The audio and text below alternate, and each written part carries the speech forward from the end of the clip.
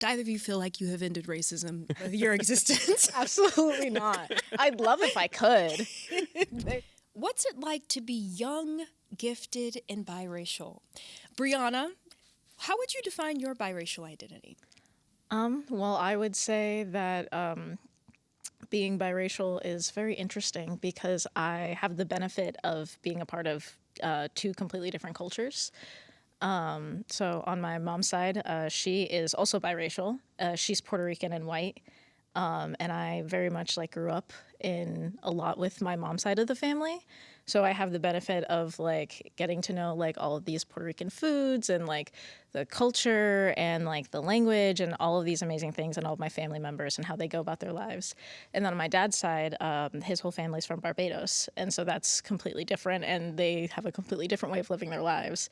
And I get to the benefit of having both of those cultures a part of my everyday life. What about you, Isaiah? It's a little interesting because you kind of get to be a part of multiple worlds at once, where people, a lot of the time, I think people look at me and they assume that I identify as Black, but a big part of me, I guess, isn't, is a weird way to put it, but that's just the way it is. Especially growing up in central Massachusetts, I've always lived in white-dominated communities. I went to school in Sudbury, a very, less so now, but used to be a very white-dominated town. And so it's a little bit of a balancing act, kind of deciding what to pick and choose from one half of you, I guess, versus the other half. And sometimes it can feel like you don't totally belong to either side. You're kind of stuck in this place in the middle, which is a good thing and a bad thing. Mm-hmm. And how do your parents identify? My mom is white and my dad is Black. He's from Haiti. And it's funny because even asking that question, right? I think so often we look at people and we make assumptions and we want to know, well, what are they? Where do they come from? I mean, have you faced any of that, of people really trying to get to the bottom of it? For sure. Especially what's actually interesting is I get clocked for being Puerto Rican more than I get clocked for being anything else at all. A fun little thing I like to do when people ask me, what am I? I'm like, actually, I'm Irish and English because I am on my maternal grandmother's side, which is if we're talking about literal fractions of my identity, it's such a very, very small part of it. I get asked that a lot, especially when meeting new people, because I think everybody's interested in learning about where people are from and what their family's from. But I think when it comes to people of color, specifically Black people, there's an entitlement to being well, I want to know where you're from and where your family's from. And so I get that a lot where people are okay, but are you Latina or are you Black or what are you? And it's depending on how persistent they are, can be annoying. Most of the time I don't mind answering if we're not digging to find out what I am. Mm-hmm. Is that entitlement uncomfortable for you, Isaiah? Yeah, there are definitely multiple ways to kind of ask the same question of, where are you from? And the thing I always like to do is to be yeah, I'm from Massachusetts. I've grown up in central Massachusetts. And, people, you can always tell that's not the answer that people are looking for. But especially now with so many people, especially our age, there are so many mixed race people, it's hard to, like Brianna said, clock what you are a lot of the time. And people want a definitive answer. And saying, I'm a little bit of this, I'm a little bit of that, might not be the answer that they're looking for. And so it's not a good enough answer sometimes. Now, so it's interesting that you mentioned kind of this idea of how other people see it, because at one point, biracial and multiracial children were seen as sort of being the solution to end racism. Do either of you feel like you have ended racism with your existence? Absolutely not. I'd love if I could. It's just simply not going to happen for me. Absolutely. But there also has been just this evolution over time, and now we're existing in a world in which we know that we're quickly on pace, if not already, becoming a minority nation here in the U.S. But this wasn't always the case. And in fact, I got a chance to go and ask an historical figure by the name of Frederick Douglass, who also happens to be biracial, about what it was like in his time to have this identity. Can you tell us about your biracial identity? Of course, my biracial identity means I have both Black and white heritage. My mother was a Black woman, And my father was a white man, though I never knew him. This biracial background made my life even more complicated as I faced challenges from both sides. It taught me the importance of understanding and fighting for equality for everyone, no matter their background. So this was at the Museum of African American History in Boston. Had a great conversation with this AI version of Frederick Douglass, the late abolitionist. But that idea of it being even more complicated, is this something that resonates with you too? Yeah, 100%. Because as I mentioned earlier, sometimes you're expected to fall in one category or the other. And with being biracial, personally, that's not how I identify at all. I identify as being, a person with a mixture of both cultures inside of you. And so it can be even one group or the other will expect things from you that that's not necessarily the way you feel, the way you identify. Mm-hmm. And it can be weird because you don't fall cleanly into their definition of what a white person is or what a black person is. Mm-hmm. And can you give some examples of what those expectations would be? Yeah. And so I think one would be, like I said, I grew up in a lot of really white-dominated places, and so people would always be like, "Do you identify as black?" And I'd be like, "Well, no, because I just identify as what I am. I didn't really have a name for it, but the ways that I acted, I think a lot of people wanted to qualify me as a white person, and then on the other side, I wasn't necessarily qualified as a black person because I didn't, act black enough."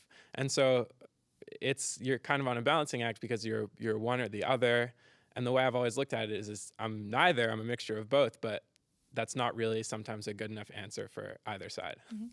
And Brianna, what about you? What kind of experiences have you had kind of straddling these identities? It's definitely interesting because, like Isaiah said, you're not just one thing, and everybody has an idea of like what you should be, and it's really hard to conceptualize if you yourself are not like multiracial or just you don't have really any intersections in your identity. So it's really hard for other people to grasp, which is why people can be a little bit pushy when they're asking about what you are or where you and your family are from, because they're trying to understand. And they're also, especially I think with younger people, like when I was first starting college, like you're an adult, but not really. And you're just trying to find out like who your community is. Like you're on your own for the first time and it's a little taste of freedom. And so you get asked these questions. Like I've been asked before, like what I am, just in like casual conversation, not in a pushy way. But, and so I'll tell people, I'm like, oh, I'm Puerto Rican and I'm black. And then they'll be like, oh, you're black? First of all, doesn't even care about the fact that I'm Latino. Nobody wants to know about that, which I think is so funny. But they'll be like, oh, you're black? And I'm like, yeah. They're like, okay, prove it, kind of like, and they don't necessarily say it like that, but there's a tone shift in the conversation. And if I'm talking to other black people, they will be like, say the N-word. And I'm like, I don't really want to. Mostly, like, it's not about whether or not I'm actually comfortable saying the word, but more so being forced to say a slur to prove myself to you. It's an interesting barometer. Yeah, and I think a lot of that has to do with, in that age group specifically, kind of like a little bit of immaturity, and you're just trying to flesh out, are you my people? But you don't necessarily have the right tools to ask that in an appropriate way. And say more about that, because what does it signal if you quote unquote are someone's people versus not being? I just think like when you're so young and you're on your own like that, you feel it's very isolating, especially if you don't make an effort to actually like go out and socialize, because it kind of sucks sometimes to like have to be like, I have to force myself to go make friends or I'm not going to have any friends. And you think about like, who do you want around you? And oftentimes, especially with people of color, queer people, like any person with kind of an intersectional identity, you want similar people to you. You want people who have the same ideals and the same morals. And so you look for people who are similar to you. So I think, and that's where those questions come up. It's like, okay, say the N-word, because it's like, if you're comfortable saying it, then I know that you're like me. And if you're uncomfortable saying it, then we're not the same. And I don't know if that's someone I want to be around. And so I understand the sentiment. It is unfortunately being like forced to perform for someone else, though. Yeah. And that's not a great feeling. And it's worth noting, right, that there are some people who are Black, identify as Black, have 2 Black parents, whatever, 4 Black grandparents, however you want to categorize it, who may also not feel comfortable saying the N-word. Yeah. So it's an interesting litmus test, I suppose. Yeah. So I was looking through TikTok before we had this conversation, and I literally just searched biracial, and there's all kinds of stuff on the internet about this. I'm sure there is. A testament, I think, to just how obsessed we can be sometimes with race. How do you feel when you see these conversations pop up? Things like, oh, what's it like having a white mom versus a Black mom if you're biracial? Or, oh, whose food did you eat the most, or whatever, that kind of thing. How does that make you feel? I think for me, it was never really a big deal in my life. And people ask those sort of questions, and it kind of makes you think about things that you wouldn't necessarily have thought about on your own.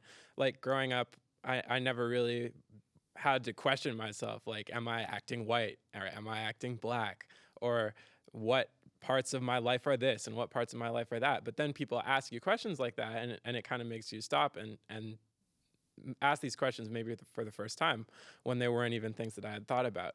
So it's sometimes I think those questions make the whole thing a little more complex than maybe it needs to be. Maybe people just need to look at you as a person. You are who you are. You don't necessarily associate with one or the other or something in between. You're just yourself.